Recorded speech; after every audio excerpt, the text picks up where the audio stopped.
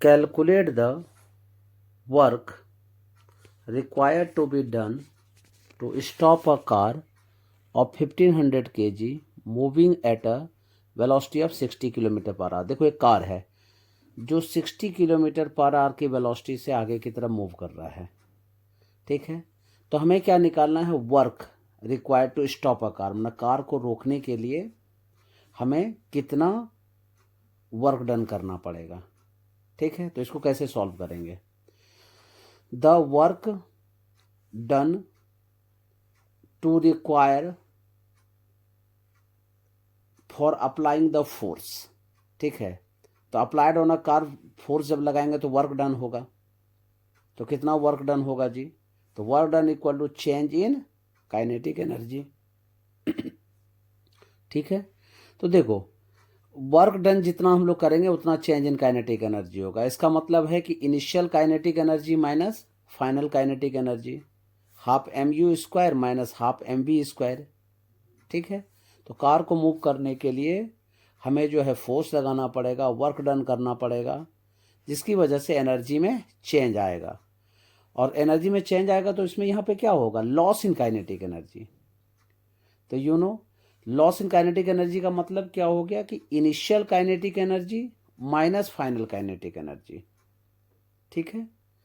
तो is equal to half M U square minus half M V square, ठीक है। अब देखो कार तो एनी हाउ स्टॉप हो जाता है, ठीक है, फाइनली। तो v की वैल्यू 0 पुट कर देंगे, तो यहाँ कैसे लिखेंगे, half M U square minus half into M into 0 square. तो क्या बच गया बच्चा, हाफ एम यू स्क्वायर। अब देखो m कितना है 1500 kg, ठीक है। वेलोसिटी ऑफ कार जो है वो है 60 किलोमीटर पर आवर, इसका मतलब u is equal to 60 kilometre per hour, ठीक है। अब इसको 60 किलोमीटर पर आवर को मीटर पर सेकंड में चेंज करते हैं, तो 5/18 से क्या होगा, मल्टीप्लाई कर देंगे। कैसे करते हैं, 1000/60 इंटू 60, ठीक है। तो इसकी वैल्यू कितनी आती है, 5/18 आती है। तो अब कट करते हैं, 6 3 जा 18 एंड 6 10 जा 60, तो 10 5 जा कितना हो गया 50/3 मीटर पर सेकेंड। यहाँ पे इसको सब्स्टिट्यूट कर दो, तो हाफ इंटू मास की वैल्यू कितना है बच्चा 1500 kg इंटू वेलोसिटी की वैल्यू कितनी है, तो 50/3, तो इसका होल स्क्वायर कर दीजिए। तो half into 1500 into 50 into 50/3 into 3। अब 3 से कट कर दीजिए, तो ये कितना हो गया 500। 2 से इसको कट कर दो तो कितना हो गया 250 मतलब 250।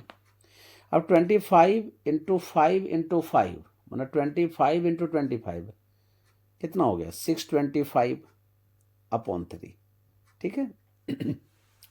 अब देखो डायरेक्ट कैलकुलेशन करना है बच्चा, ऐसे 25 इंटू 25, ठीक है। तो आपको स्क्वायर तो बताया ही है मैंने, तो 625 आप लिख देना, और 12330 यहाँ पे पुट कर देते हैं /3। एक आंसर आपका आ चुका है। और अब देखो ये वर्क डन है तो इसका यूनिट जूल होगा, तो जूल हमने लिख दिया। अब 3 से इसको डिवाइड कर दीजिए, ठीक है, या इसको पावर में लिख दीजिए।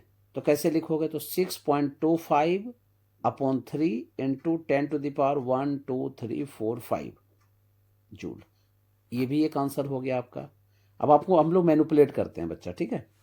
अब 3 से इसको डिवाइड कर दो, तो कितना आ रहा है, जितना आ रहा है बताते चलिए, मैं लिखते जाता हूँ, ठीक है। ऐसे कैलकुलेशन कर लेना, तो 2.08 इंटू 10⁵ जूल, ये इसका आंसर हो गया। अब इसको चाहे तो आप किलो जूल में भी कन्वर्ट कर सकते हो।